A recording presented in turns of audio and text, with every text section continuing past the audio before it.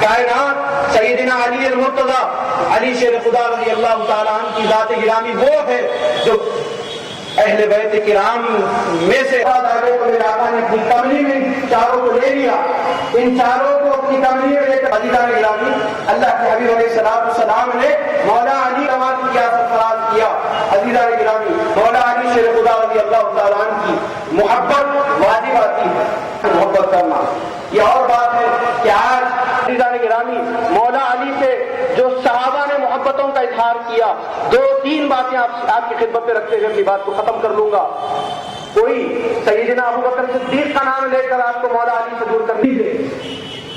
میرے آقا صلی اللہ علیہ وسلم نے ایک موقع پہ فرمایا النظر الی وجہ علی کی عبادت, علی کے چہرے کو ایک نظر دیکھنا, علی کے چہرے پہ اساکر نے روایت کیا اور دیگر علی عبادت, علی کے چہرے کو دیکھنا عبادت. ابو بکر صدیق رضی اللہ تعالیٰ عنہ کا معمول تھا کہ جب کبھی مولا علی کی زیارت ہوتی, جب کبھی مولا علی سے ملاقات ہوتی تو سیدنا ابو بکر صدیق رضی اللہ اپنے بابا جان سیدنا ابو بکر سے دریافت کیا کہ یا ابا جان ماجرا کیا ہے کہ جب کبھی مولائے کائنات علی شیر خدا سے آپ کی ملاقات ہوتی, جب کبھی علی آپ کے سامنے آ جاتے تو آپ ان کے چہرے کو تکتے رہ جاتے, آپ ان کے چہرے کو تکتے رہ جاتے.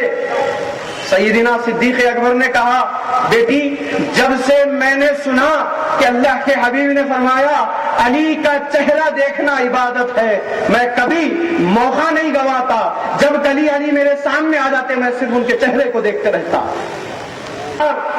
کہ جب ملاقات ہو چہرے علی کو تکتے رہے. ایک اور روایت میں ملتا ہے کہ مجلس میں کہیں اگر بھری مجلس میں بیٹھے ہوتے, حضرت ابو بکر صدیق مسند خلافت پر ہوتے اور دور سے دیکھ لیتے کہ مولا علی شیر خدا مجلس میں آ گئے. اور آپ تو جانتے ہیں جو درخت پر پھل زیادہ ہوتا ہے وہی درخت جھکا ہوا ہوتا ہے. مولا علی علم کے باب ہے, باب العلم, میرے آقا نے فرمایا باب العلم ہے. محمد الرسول اللہ کے بعد کائنات میں اگر کسی کے پاس علم ہے تو وہ مولا علی کے پاس.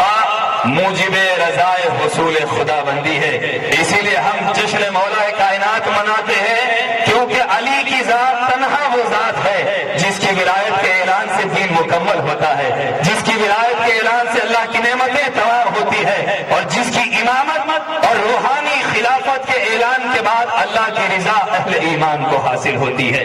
حاضرین محترم آپ میرے ساتھ ہو جائیں کچھ دیر کے لیے. ملک الشعراء کے اشعار پیش کر رہا ہوں. مدح مولا سے قبل شاعر سخنور جو سما باندھتے ہوئے آ رہا ہے اس کو آپ بھی بغور ملاحظہ فرمائیں.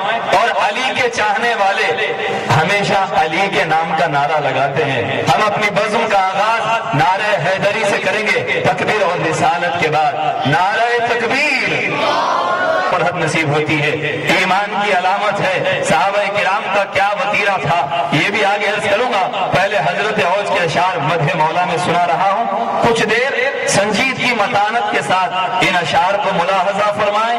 ادب اردو ہے, فصاحت اور بلاغت کا سمندر مدح مولا کے کاسے میں نچوڑ دیا گیا ہے کہ فیض خامہ سے میرا قرطاس ہے رشک چمن, مانگتا ہے زیب و زینت مجھ سے لفظوں کا بدن, دھو کے میں پائے علی پیتا ہوں پانی ناز سے, وجہ نازش ہے سخن کے واسطے میرا دہن, پائے مولا سے ہے وابستہ نظر کا سلسلہ, محبت علم معانی ہے خراج علم و فن, محبت علم معانی ہے خراج علم و فن. جب میرے ہاتھوں نے تھاما دامن خیبر شکن, خود بخود میرے قریب آئے رموز علم و فن, اور خامہ مدحت پہ جب لاسیف کا پرتو پڑے خود بخود چلتی ہوئی تلوار بن جاتا ہے فن.